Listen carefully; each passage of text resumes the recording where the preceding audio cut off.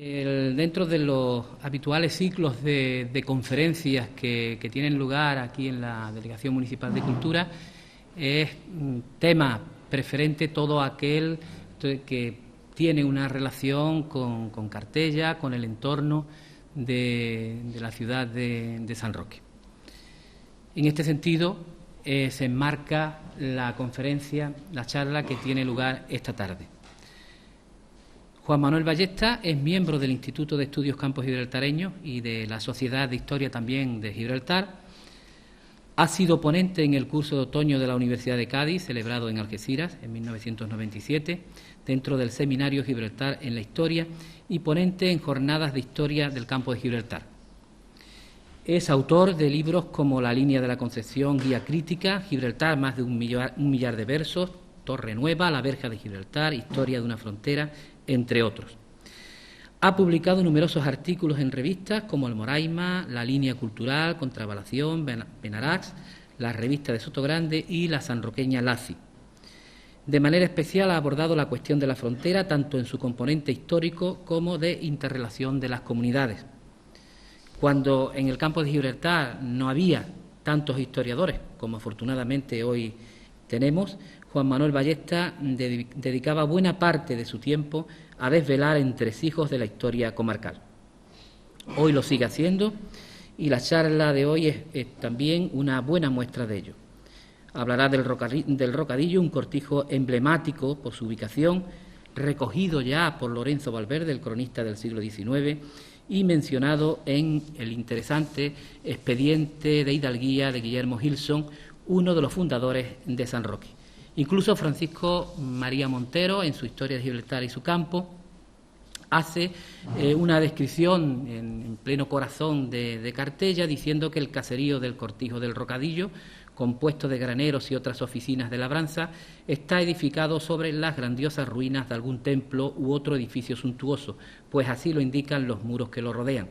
Enfrente de su puerta hay una empedrada para trillar las mieses y junto a ella se ha descubierto en agosto de 1857 un hermoso baño de figura cuadrilonga, rematado en dos elegantes semicírculos en los que hay dos escaleras de 5 escalones cada una.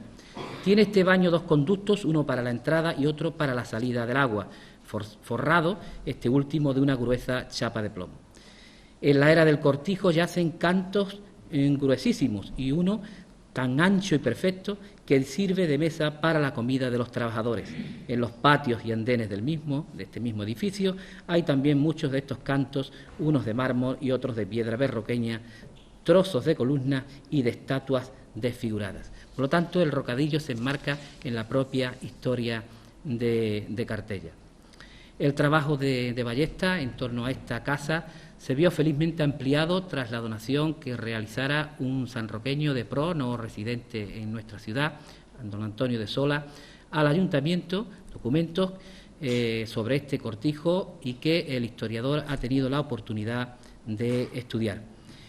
En nombre del alcalde de la ciudad, del concejal de Cultura y de este Departamento de Cultura, doy las gracias a Juan Manuel Ballesta por este trabajo y por la oportunidad de conocerlo aquí en San Roque a través de la intervención que a continuación va a realizar. Cuando quiera, Juan Manuel. Buenas tardes a todos. Doy las gracias al Antonio por la amable presentación.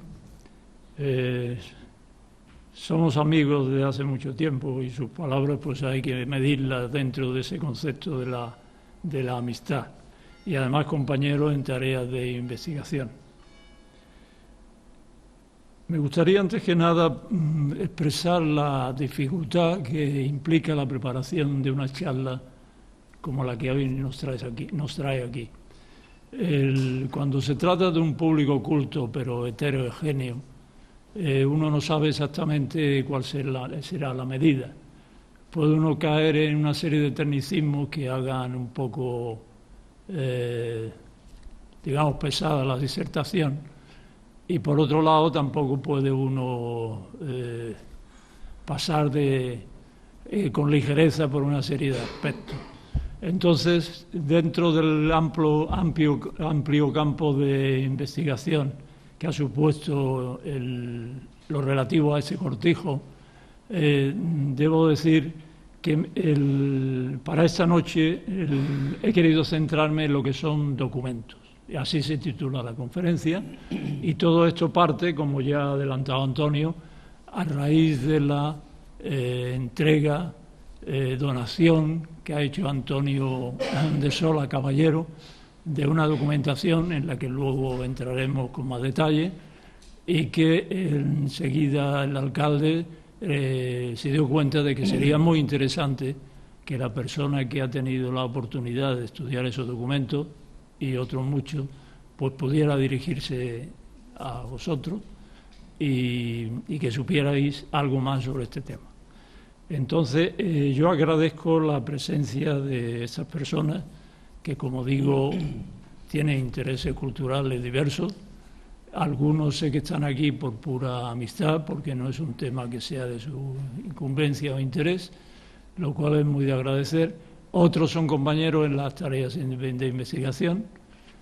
Y por último, pues hay personas que tienen una ansia por saber más sobre lo que es su localidad, sobre lo que es Cartella, y yo trataré pues de no defraudar ni a unos ni a otros.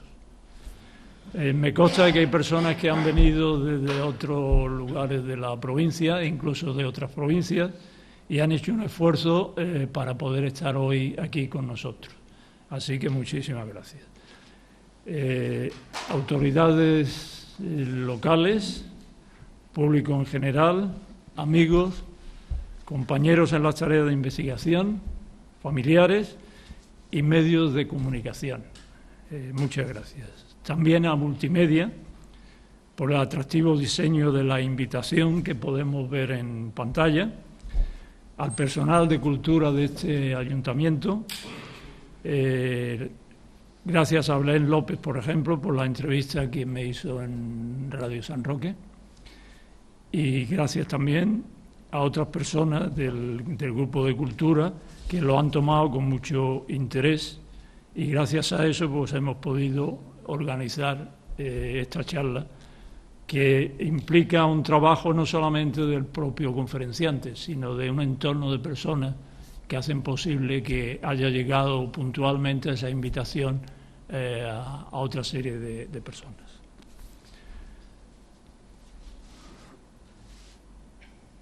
Esta es la primera vez que me hallo en este foro a ese lado de la mesa. Y no exagero al decir que es la primera vez. Y después de... Porque, Antonio, ¿cuántos años se llevan de cursos de verano? ¿Cuál sería la última edición? ¿Cuál ha sido? La 20 y tanto, ¿no? ¿O 30 y tanto? 30, prácticamente 30 años. 30. Bueno, pues yo he sido asiduo alumno de los cursos de verano. Quiere decir que yo, al menos durante 30 años, he venido con frecuencia, pero no solamente a los cursos de verano, sino a muchos conciertos y todo tipo de actos de teatro, de conferencias, de presentaciones de libros, y naturalmente siempre he estado entre el público, y además muy a gusto.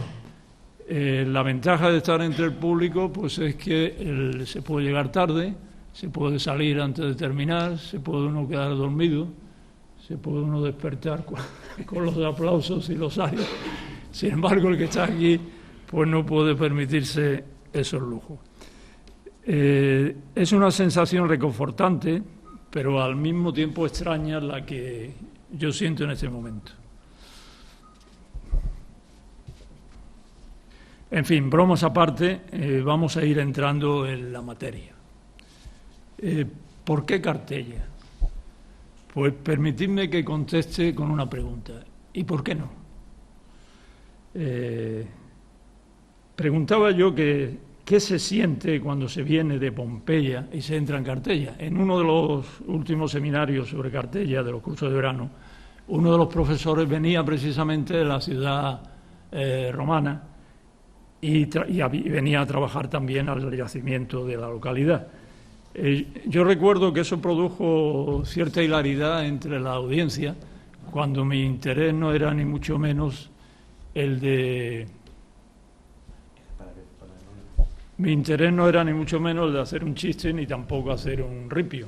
El caso es que él contestó con mucha sensatez y yo creo que con corazón. Y dijo que tanto interés tiene una ciudad como otra y que tanta emoción le produce cuando entra o sale de una o de otra y realiza su trabajo. Quiero decir con eso que el que es enamorado de la historia de la arqueología, pues yo creo que siente cierta veneración por el recinto en el que está trabajando. Desde luego, esa es mi sensación. Yo, por ejemplo, estuve influenciado desde muy pequeño a raíz de la visita que hice a la casa que entonces tenía en el yacimiento Julio Martínez Santolaya en los años 60 y tuve la suerte de recibir una pequeña lección para el grupo de personas que componíamos esa visita.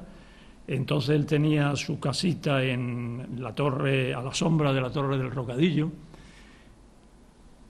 Entonces es una situación que verdaderamente hoy no se explica. Es decir, que llegue un arqueólogo, a pesar de que entonces se llamaba comisario general de excavaciones, era la máxima autoridad en España en aquel momento, pero que pueda comprar una parte de la finca y construirse su casa en un sitio señaladísimo, que hagas un jardín de tipo romántico y que tenga allí en su casa pues lo que va excavando, etcétera, etcétera, eso hoy nos parece verdaderamente increíble. Pero bueno, es algo que él vivió y que yo de alguna manera también viví.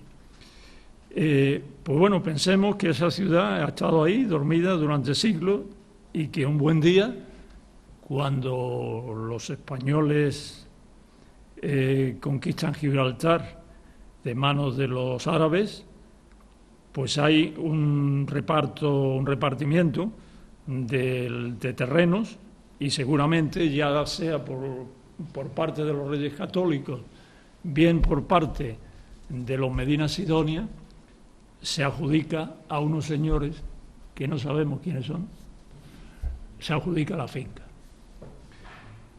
Naturalmente tenía que ser gente importante porque la finca podemos decir que es una de las mejores luego del municipio y yo diría que de la comarca, por su situación, en fin, por su extensión, porque da a un río, porque da al mar, porque tiene una zona llana, tiene otra zona de monte bajo, todo eso. Y luego lo que debía ser el construir un caserío sobre los restos de la ciudad púnica y romana, hacer del foro el patio del cortijo, recolectar monedas cada vez que se araba y utilizar como mesa de los gañanes una magnífica pieza de mármol. Es decir, algo increíble, verdaderamente increíble. Lo que yo no sé es si los que construyeron el cortijo tenían ese sentido del valor de lo que tenía en derredor. Porque claro, tenemos que trasladarnos a una época en donde el concepto de patrimonio, el valor que se daba a la cosa antigua, era muy relativa.